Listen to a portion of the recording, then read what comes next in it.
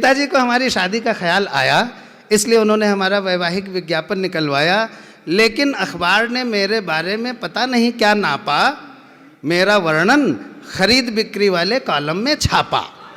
लेकिन अखबार ने मेरे बारे में पता नहीं क्या नापा, मेरा वर्णन खरीद बिक्री वाले कॉलम में छापा। शायद अखबार मेरे अस्तित्व के मामले में कुछ धोखा खा गया। शायद अखबार, आप यूज रहे, शायद अखबार मेरे अस्तित्व के मामले में कुछ धोखा खा गया, इसीलिए तो मेरा वर्णन निविदा सूचना के बिकाऊ माल में आ गया।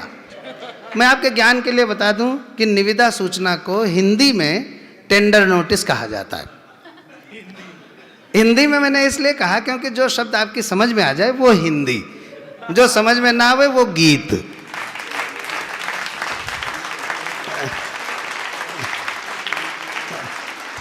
इसलिए मेरा वर्णन निविदा सूचना के बिकाऊ माल में आ गया। अब मुझे खरीदने के लिए निविदाएं आने लगी, अपने अपने जोर आजमाने लगी। अब मुझे खरीदने के लिए निविदाएं आने लगी, अपने अपने जोर आजमाने लगी।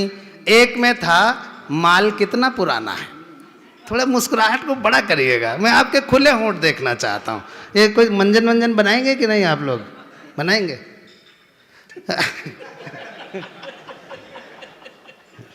हमको एक थायरोवटी दे देना भाई, मेरी वाइफ को थायराइड है।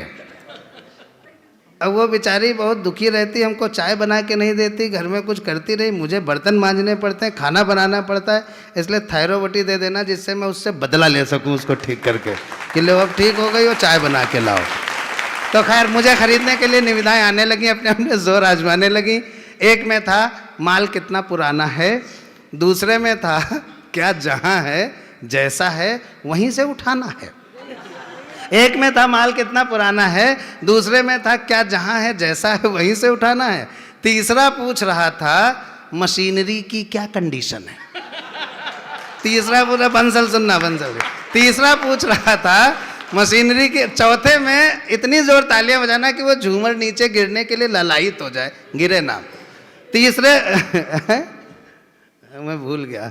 एक में था माल कितना पुराना है, दूसरे में था क्या जहाँ है जैसा है वहीं से उठाना है।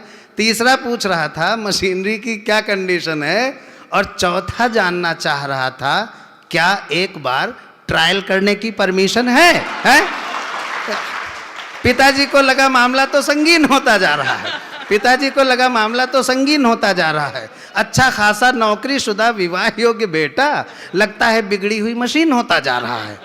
इसलिए पिताजी ने अखबार को उसकी गलती के मामले में कंप्लेंट दर्ज कराई। अखबार का नाम नहीं बताऊंगा, नहीं तो आप समझ जाएंगे कि वो दैनिक जागरण था और उसके संपादक प्रमोद तिवारी थे।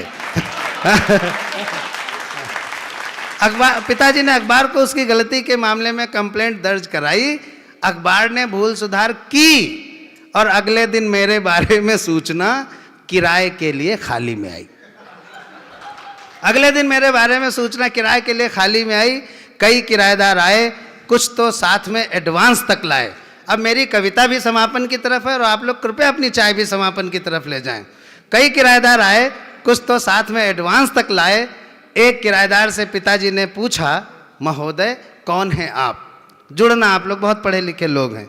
एक किराएदार से पूछा पिताजी ने कि महोदय कौन हैं आप? वो बोला, पढ़ी लिखी जवान बेटी का गरीब बाप। आपने सूचना निकाली है कि आपका नौकरीशुदा विवाह योग्य बेटा किराए के लिए खाली है। हालांकि मैं आपको मुंह मांगी रकम कभी नहीं दे पाऊंगा। सिर्फ पढ़े लिखे लोग इस पर ताली बजाएं। हालांकि मैं आपको मुंह मांगी रकम कभी नहीं दे पाऊंगा, लेकिन वादा करता हूं कि अपना घर द्वार बेचकर कम से कम साल 2 साल के लिए किराए पर अवश्य ले पाऊंगा। मैं कविता काटता हूं और अंतिम पंक्तियां। तो भाइयों बहनों, मैं जो आपको हंसता मुस्कुराता खिलखिलाता, सिया दीदी सुनना आप। तो भाइयों बहनों, मैं जो आपको हंसता मुस्कुराता खिलखिलाता दिख रहा हूं, तो भाइयों बहनों, सरिता दी प्लीज।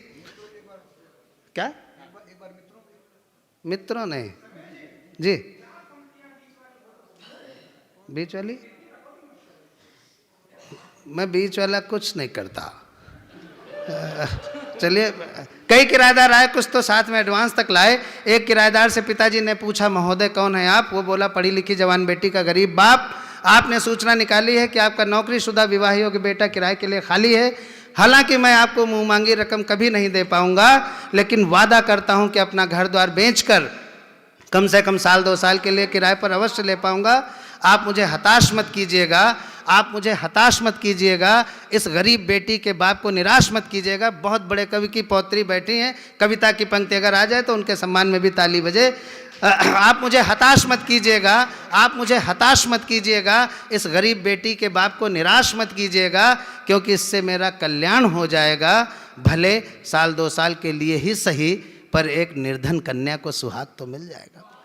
भले साल 2 साल के लिए ही सही, भले साल 2 साल के लिए ही सही, पर एक निर्धन कन्या को सुहाग तो मिल जाएगा।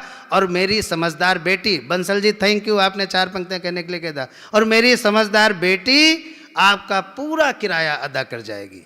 हमारे देश की एक समस्या को मैं उठाना चाहता हूँ। प्रत्येक कवि का ये कर्तव्य है कि वो कोई ना कोई बात ऐसी करे, कोई ऐसा आह्वान करे जिससे समाज के अंदर कुछ परिवर्तन होने की संभावना हो। और मेरी समझदार बेटी आपका पूरा किराया अदा कर जाएगी, और मेरी समझदार बेटी आपका पूरा किराया अदा कर जाएगी, और आपका इशारा पाते ही स्टोव से जलकर मर जाएगी। तब आप किराया बढ़ा दीजिएगा, तब आप किराया बढ़ा दीजिएगा, अपने बेटे को दूसरी जगह उठा दीजिएगा, तब आप किराया बढ़ा दीजिएगा, अपने बेटे को दूसरी जगह उठा दीजिएगा।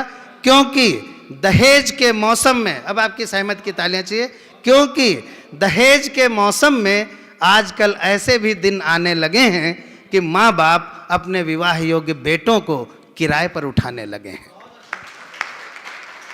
तो भाइयों बहनों, अब ये पंक्ति आ गई अंतिम वाली। तो भाइयों बहनों, ये जो मैं आपको हंसता मुस्कुराता खिलखिलाता दिख रहा हूं, तो भाइयों बहनों, ये जो मैं आपको हंसता मुस्कुराता खिलखिलाता दिख रहा हूं, असलियत ये है कि मैं एक दहेज लोभी बाप का बेटा हूं, और हर साल किराए पर बिक रहा हूं, हर साल किराए पर बिक रहा हूं। बहुत बहुत धन्यवाद।